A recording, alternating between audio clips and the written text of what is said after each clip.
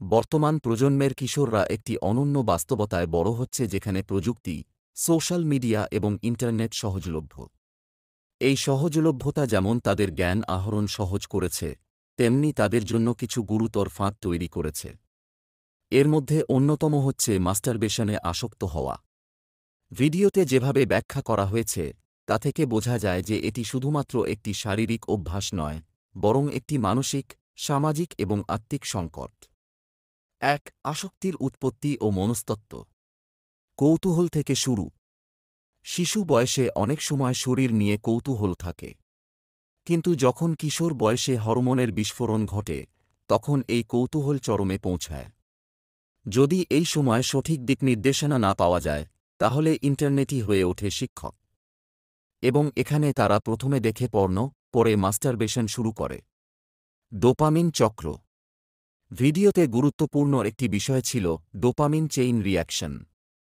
যখন কেউ পর্ন দেখে এবং মাস্টারবেট করে, তখন মস্তিষ্কে ডোপামিন নিঃসরণ হয়, এটি আনন্দের হরমোন।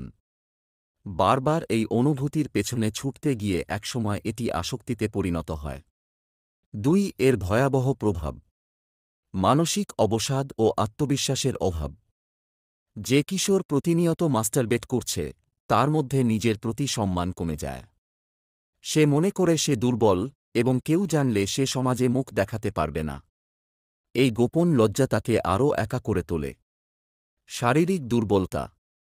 যদিও ডাক্তাররা বলেন মাস্টারবেশন শারীরিক ক্ষতি করে না, কিন্তু অতিরিক্ত চর্চা করলে সেটি ক্লান্তি, মাথা ব্যথা, চোখের নিচে কালি এবং ত্বকে ফ্যাকাশে ভাব এনে দিতে পারে। কেন থামাতে পারে না? অভ্যাসে পরিণত হয়। প্রথমে ছিল কৌতূহল, পরে আনন্দ, তারপর এটা পরিণত হয় রুটিনে। একটি রুটিন যখন আপনার ডেইলি লাইফের অংশ হয়ে যায়, তখন সেটি ভাঙা সহজ নয়। পরিবেশগত চাপ। বন্ধুদের আলোচনা, মোবাইল অ্যাপ, ইনস্টাগ্রাম বা টিকটক রিলস, এসব সবসময় মস্তিষ্কে যৌন উদ্দীপনা জাগায়। গোপন করার প্রবণতা। যেহেতু সমাজে এই বিষয়টি নিয়ে খোলামেলা আলোচনা হয় না, তাই কিশোররা নিজেরাই নিজের সমস্যার ভেতরে ডুবে যায়।